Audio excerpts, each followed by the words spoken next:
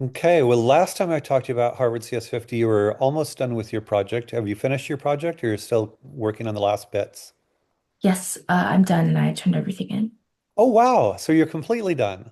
Yes. Have they Yeah. evaluated it and gotten back to you yet? Yeah, I got the certificate. I can show you if you want. Oh, congratulations. Thank you. Do they give you grades or percentages or what do they give you by way of feedback?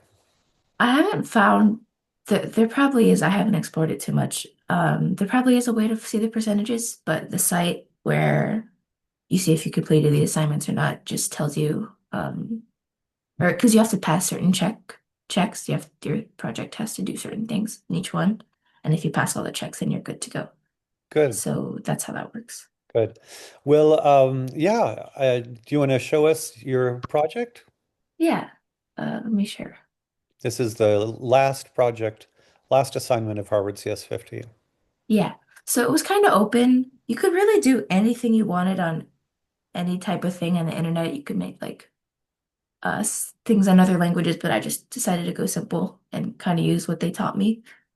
So yeah, I made a web application where you can keep track of your reading goals and books you want to read and books you've already finished, because that's kind of like me. Got it. Uh, you can log in, save your data, stuff like that. So I'll register a new account just so I can show you. Hmm. Uh, By the way, when I was a little bit younger than you, I was started writing down on a piece of paper, uh, all the books I read, how long they were, when I finished them, that kind of thing. oh, Uh, that's funny. but Well, yeah, maybe, nicer to have software. yeah, it's a little easier. Okay, so this is the index. It's Mhm. got no data on it yet because I just made a new account. The first thing I made is a future reading list.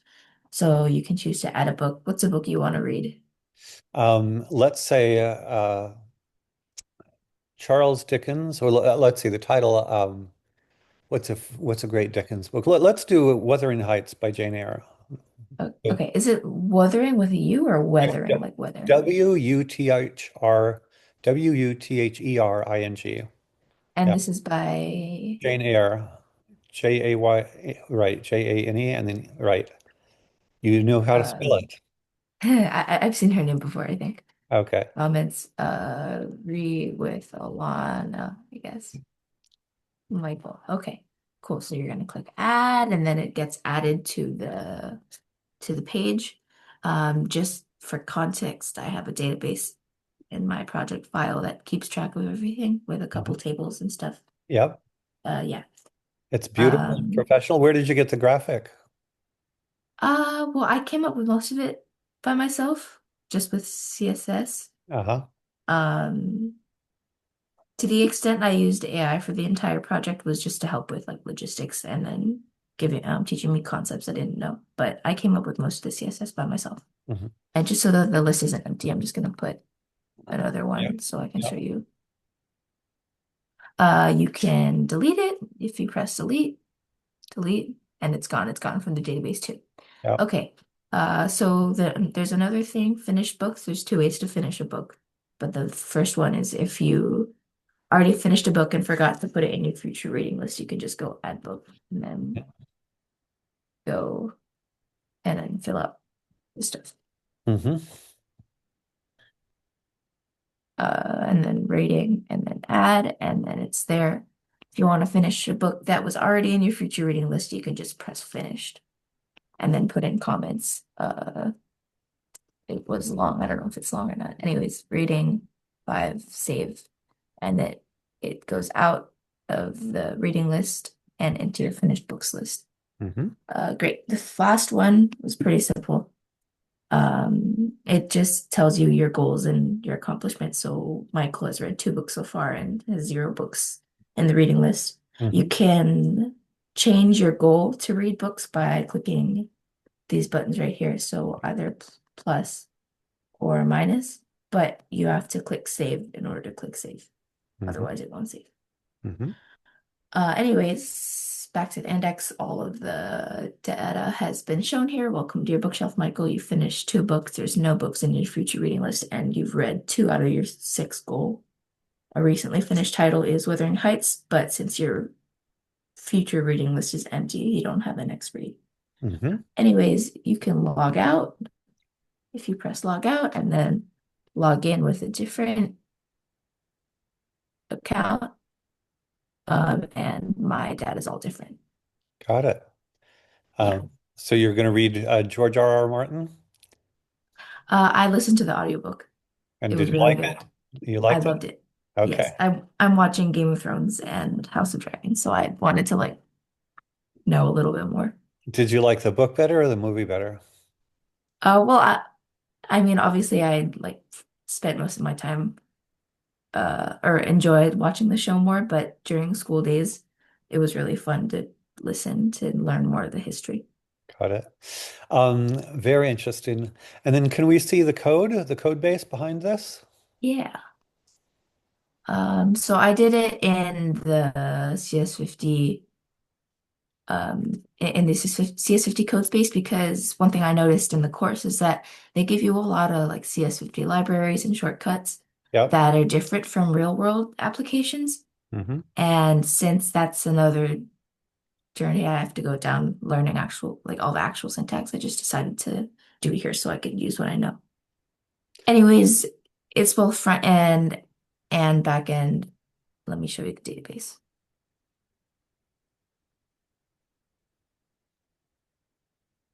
Okay, never mind. I'll do that later. Um, So I use Flask and a bunch of HTML files with layout so that it has the same header and buttons and stuff.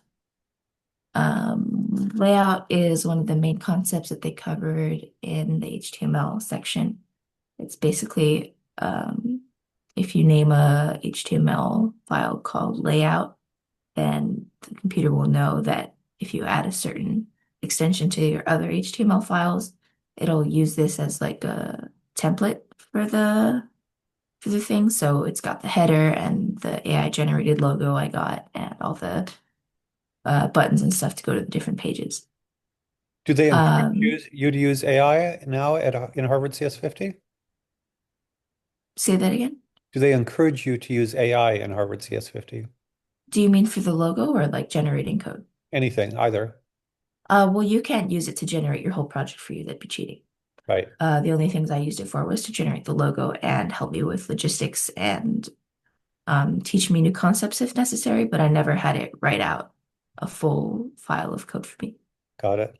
And they say explicitly that, and it makes sense, of course, that you should not use AI to generate code. Um, Yes. what was the hardest part of this particular project? The hardest part was getting started, I think, because like I was familiar with all the code, but most of the layout code I got from previous projects, which is fine. They did say that it's fine. But customizing everything and then adding my own implementations was pretty hard. But once I kind of got into it, it felt normal. So Mhm. Is there in the back end, are you using Python or C or C++, or what code are you using in the back end? for the backend Flask, I'm using Python Hmm. in my app.py. It's just handling all the data for the database and yeah. Would you say you prefer working on the front end or the back end or both the same? Both because they kind of work together, especially in an application like that, even though it's pretty simple. You need both. I don't think I really had a preference. Hmm. I think just because I had background with Python, I was better at Hmm. it and it came more natural, but learning HTML and CSS was fun. Hmm. I had a hard time with the JavaScript with everything. So right now I'm doing like a Khan Academy JavaScript Hmm. course just so I can get to know it a little bit better. Because I had done Java in the past and but Java is different from JavaScript, so it kind of messed me up. Got it. Yeah, they're very different things. Would you say that you have come to like coding, love coding? It's okay. What's your relationship to coding at this point? I like it. I think it's fun when I get to do things that are fun.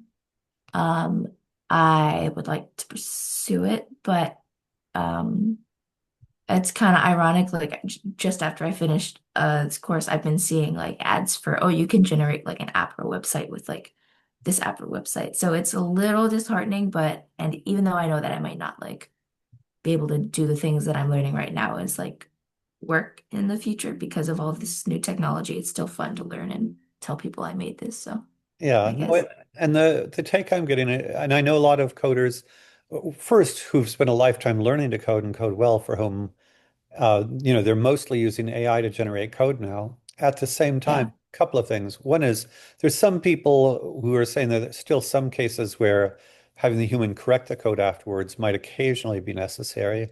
But the other yes, thing for is sure. kind of having gone through the process of creating a website, even if the app, um, even if if you use AI to vibe code, and basically AI is basically doing all the work that you had just done here, you Yeah, have a sense for what's happening. yeah, So, absolutely. um, having gone through this process, I think people who have not coded, um, don't sort of know. So there's a phrase called computational thinking, and in some ways it means how to think like a computer. And now that you've done this, you know that there's a certain way you have to organize information in the back end, and you have to think through what do I want on the front end. Basically, you have to think through what you actually want the computer to do. And I think people who have not coded, it may not come as naturally to many of them, even to ask, AI what to do. Does it make sense that maybe having produced a program, you've got a more concrete sense of what what it means to ask a computer to do things and what kinds of things to ask it to do? Yes, I completely agree. If I remember when AI just first came out, I like tried to have it make me a program or whatever, and I didn't really understand it. So I was like, oh, there's no point. My uncle, he's a web developer and he wants to have sessions with me where we just vibe code because he thinks it's Wow. fun. And even though he's like a professional web developer and he knows like, oh, AI is coming, he still wants to like learn how to do it, which I think is cool. Oh, that's fantastic because I do think most of the future is using AI encoding for sure. Mhm. But I think combining your experience, so I think rather than kind of be sad that now you've learned to code, it's obsolete. I think the other way is you've learned computational thinking by getting into the weeds about how to do it. And so now Yeah. as you use AI, you'll have, I think, a significant head start over most people who haven't. Just you've spent a lot of time going through the process of thinking through how to create a website in this case, and how to create the back end and how to organize data and all of that. Um, whereas, to what extent was your project something where you were modeling it on something that existed versus thinking through it on your own? Well, my idea, well, I didn't know. I looked it up like after I had started making it.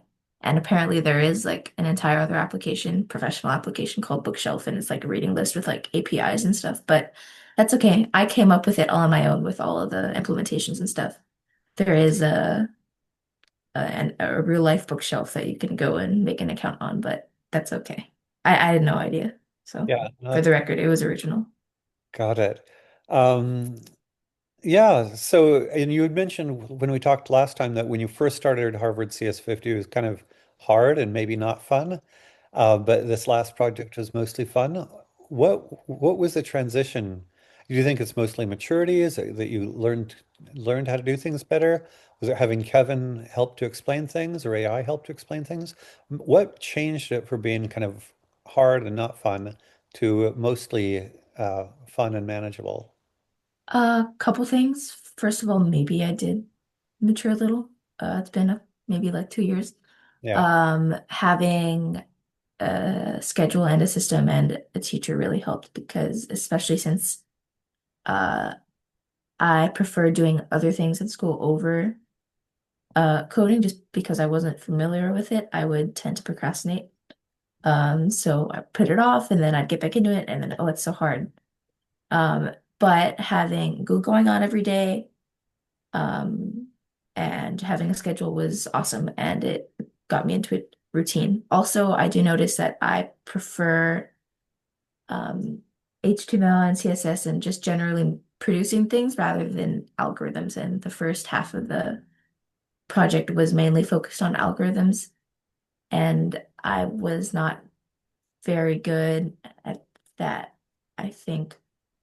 I mean, I'm not sure if this is like a real phenomenon or whatever, but I feel like my brain is more oriented towards making things and like the creative side of things rather than the mechanical algorithm side of things. Yeah, And that so I had a really hard time with like 2 or 3 weeks, but yeah. yeah. No, that totally makes sense. And then when you were working with Kev, did he mostly provide explanations? Did he mostly help you fix your code? How exactly did he help you? When I came to him with my problems, usually we would just work through it together. I would explain it to him. Um, Actually, like half the time when I was talking through it like aloud, I would be like, "Oh, that's wrong," or "I should fix that." But then if there was anything else, he would Mhm, try and lead me to it, or just explain it to me if it took too long. mhm. Got it. And were the Harvard CS50 lectures valuable, not valuable? It varied? Definitely valuable. If you paid attention and took good notes, they taught you a lot of things for Mm. sure. And would you say you became better at paying attention and taking good notes? Yes. Before I thought I could just memorize and remember everything, but it's a 2.5 to 3 hour lecture, so I can't. I started to take notes that. You're blanking out. Can you hear me? Yes, I can. Sorry. Yeah. Yeah, well, that makes sense. So would you say you learned to take notes for kind of a hard lecture course, that that's part of what you learned is simply how to pay attention and take notes? Yeah, for sure. Got it. Um, suppose, would you be interested in taking another college course and say a completely different subject or another college course in CS? Yeah, I would be open to either for sure. And if you could pick any subject at all, because they teach everything at colleges, what course would you be interested in taking? Uh, I don't. I think I'd have to do a little research and think on that. I have never really thought about that. Okay, no problem, no problem. But yeah, I admit when you started and you were 11, that was pretty young to start Harvard CS50. I'm not surprised. Were you tempted at all to tell me, Michael, this is too hard, I can't do it? No, no, because that's not how I do things. I Uh, somehow I thought. Do you think that the jujitsu has given you kind of a determination to work through things, or are you just by nature somebody who doesn't give up on things? both. I also didn't want to disappoint anybody. That was like my internal feeling. But I'm glad I pushed through it because I had a lot of fun at the end. Okay, So good, good, good, good. yeah. No, I think it's an incredible achievement. Congratulations. I think very, very few 13-year-olds finish Harvard CS50. Um, so yeah, let's kind of think about, not that you need to take another college course, but I would say Harvard CS50 is probably one of the harder college courses. So now that you've done a hard one, I don't know if there's, psychology or Japanese or medieval history or, Yeah, biochemistry or whatever. Basically, the world is open to you. Um, and yeah, if you want to take more college courses, then at least at some colleges, you can go into college with perhaps several credits or a year or two of college done by it's taking high true. college courses. And you learn things, hopefully learn things that are interesting to you. And yeah, having done a bunch of college courses before college will make college easy for you. Because, yeah, would you say that Harvard CS50 was harder than any high school class you've had? Yes, because it was more self-paced and I didn't have, or for most of the time, I didn't have like an actual teacher by me. Yeah, But I didn't, re it wasn't really intimidating because it didn't really feel like a college course because I wasn't in a college, I guess. got it. But I kind of forgot sometimes. So it's in some ways it's just one assignment after the other.